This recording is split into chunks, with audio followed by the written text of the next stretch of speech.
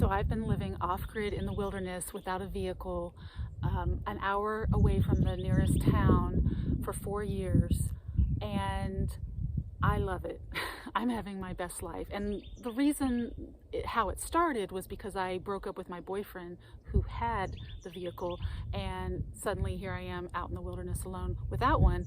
But I'm stubborn enough to believe that I can make anything I want happen when I want it. And I want it to be nowhere but here. So sure enough, the next day, a neighbor messaged me and asked me if I would work for her a few days a week taking care of her dogs, which paid all my bills, and I could walk there.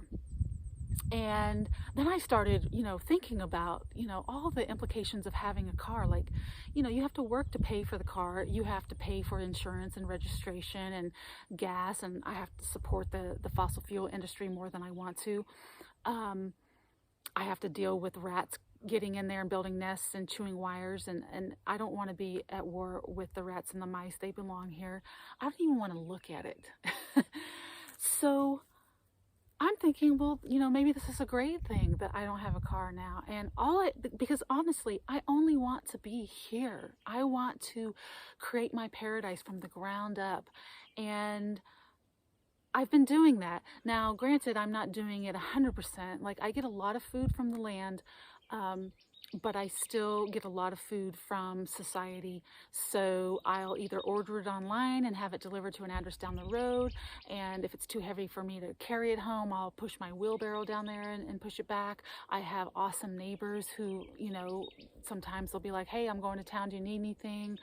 But I don't put that on them as a responsibility. If I do ask them, I pay them extra to do that. I have a neighbor who volunteered to pick up my mail for me and take my trash for me. I have another neighbor who brings me propane to heat my house in the winter. I don't cook with it anymore, but I use it for heat until I get my fireplace built. In exchange for me watching his property for him. I've basically been manifesting everything I need. I get most of my building materials from the land: clay, sand, pine needles, rock, and wood. And that's exciting because I love digging, I love building, I love just creating what I can from the ground up, and to me it's more beautiful. My goal is to have everything blend with the wilderness. So not having a car here helps me blend with the wilderness even more. I love walking. Walking feels good to me, and it's kind of weird when, if I walk to someone's place and they're like, oh, let me give you a ride back, it's too far to walk, and I'm like, it's less than a mile. I think humans have gotten so comfortable that walking becomes hard for a lot of people, and that's kind of sad. So I enjoy walking. If I need to go somewhere, I would rather hire someone who has the responsibility of paying the insurance and the registration and all that stuff, and give them money to help put it towards that responsibility that they have. Because if I had a car, I would not be using it very much. And it's also made me more resourceful of how can I use what I have here. I've also, I'm never lonely. I love my own company, but I also have a lot of visitors. I have my neighbors visit me more here than they ever did when I lived in LA. And I have more visitors come, like from LA or from places than I ever did when I lived in LA. And I host workshops and retreats, so I get to meet amazing people. I've had amazing conversations with people that came here to camp. I was stubborn enough to believe that I could manifest everything I need right here, and it's working. Everything is coming to me, like exquisite experiences, all the food I need. Now, I'm getting better at manifesting the food I need. There have been times when I have not had food for a few days, and that really tested me to up my trust and my manifesting and my faith game, and to let go and just be like, okay, I'm fasting. And so more and more and more, I'm developing this magical life where I'm becoming more like a child and trusting in God, in Source, in the Great Spirit, in the love and the light, whatever you want to call it, to take care of me.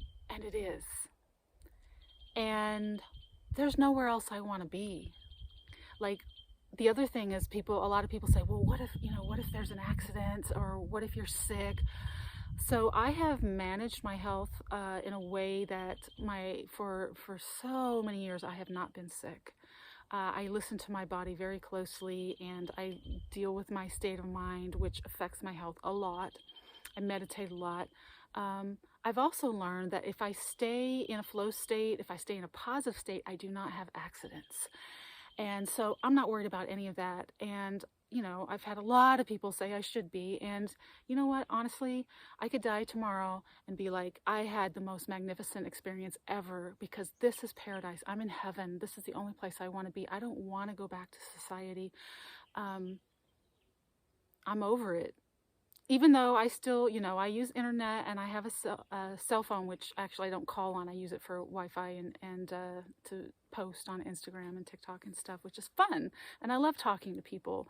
But I'm done with all that. This is the life I want, and not having a car has helped me to bond and connect with this land deeper, and create even more magic, and create a state of mind that believes in that magic. And it's working.